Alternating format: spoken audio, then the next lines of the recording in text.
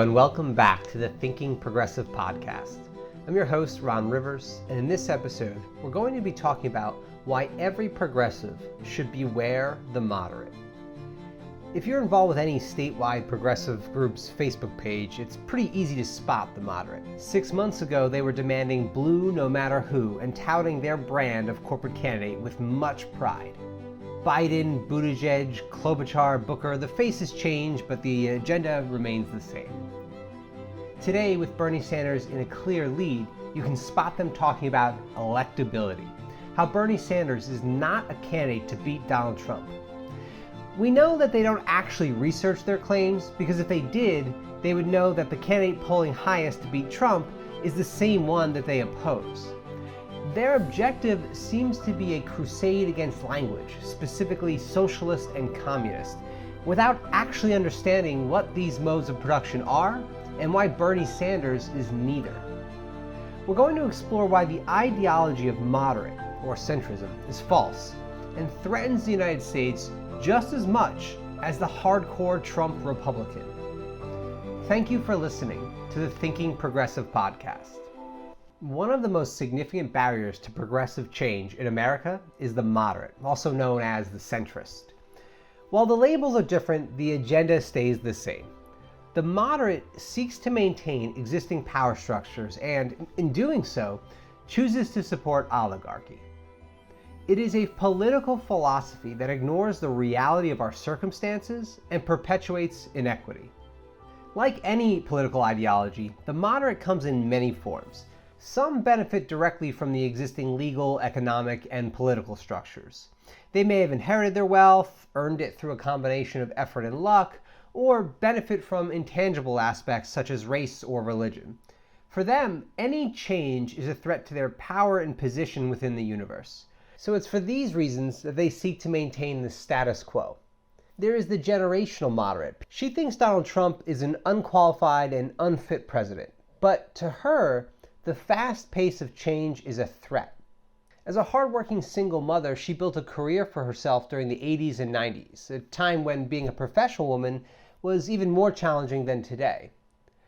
Everything was going great until the 2008 recession hit, and suddenly, after 20 years, she was out of a career. Radical change can be dangerous and often entirely out of our control. The generational moderate is less of an enemy of transformation than they are a product of circumstance. They grew up at a time where change was linear. It was slow and gradual but consistent. Then the 2000s came, and the exponential pace of change began to speed up growth in all directions. The generational moderate chooses to approach politics from the same perspective because they fear the unknown. They did not have the opportunity to grow up in a world where radical change was commonplace. Their opposition to progressive political and structural change has less to do with progressive policies than it is an attempt to maintain stability. Consider also the career moderate. Politics in the United States is a career for millions of people. It's a line of work that depends on corporate patronage to sustain itself.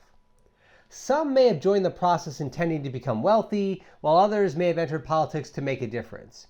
But for the career moderate, politics and our national direction is a job. It's nothing personal, but their survival depends on it. They believe there's no way to change the system, so it's best to cooperate with the corporations funding their campaigns. What the moderate doesn't understand is that there is no neutral vision of the good. Every decision we make, whether it's in our personal or political lives, sets the course of our experience in a specific direction. Any centrist position is just another way of reinforcing the status quo. Now, in the past, there may have been an excuse for fighting to maintain the status quo. Information was not as widely available and accessible as it is today, so you might have been able to overlook the significant racial and economic disparities throughout society. Oil and gas companies were doing a great job of hiding the studies they conducted linking their activity and global warming. People may not have known the full extent of the crisis at hand. So while there may have been an excuse a decade ago, it's hard to imagine one today outside of personal benefit. Moderates should recognize that their position strengthens everything they claim to hate. Donald Trump, above all else, is a tool of the oligarchs. The same can be said about every president since Nixon, all of whom have transferred wealth from the lower and middle classes to the wealthy. The political moderate is as much a danger to American society as the Trump Republican.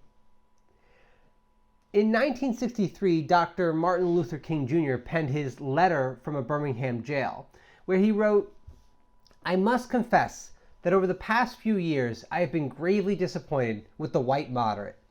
I have almost reached the regrettable conclusion that the Negro's greatest stumbling block in his stride toward freedom is not the white citizen's counselor or the Ku Klux Klanner, but the white moderate, who is more devoted to order than to justice, who prefers a negative peace, which is the absence of tension, to a positive peace, which is the presence of justice, who constantly says, 'I agree with you and the goal you seek, but I cannot agree with your methods of direct action,' who paternalistically believes he can set the timetable for another man's freedom, who lives by a mythical concept of time, and who constantly advises the Negro to wait for a quote-unquote more convenient season.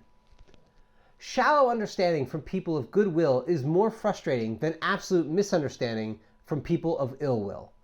Lukewarm acceptance is much more bewildering than outright rejection. I had hoped that the white moderate would understand that law and order exist for the purpose of establishing justice, and that when they fail in this purpose, they become the dangerously structured dams that block the flow of social progress. I had hoped that the white moderate would understand that the present tension in the South is a necessary phase of the transition from an obnoxious negative peace in which the Negro passively accepted his unjust plight to a substantive and positive peace in which all men will respect the dignity and worth of human personality.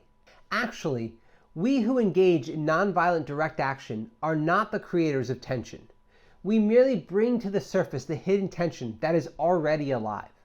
We bring it out in the open where it can be seen and dealt with, like a boil that can never be cured so long as it is covered up, but must be opened with all its ugliness to the natural medicines of air and light.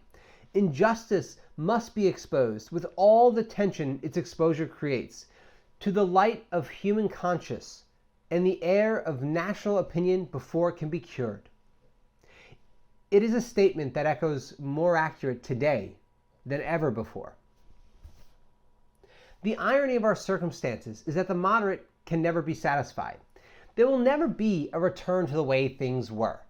That would be impossible under the laws that govern our universe. No matter how many times they cry socialism or communism, without actually understanding anything about the two modes of production, they will never convince those awakened to the new reality.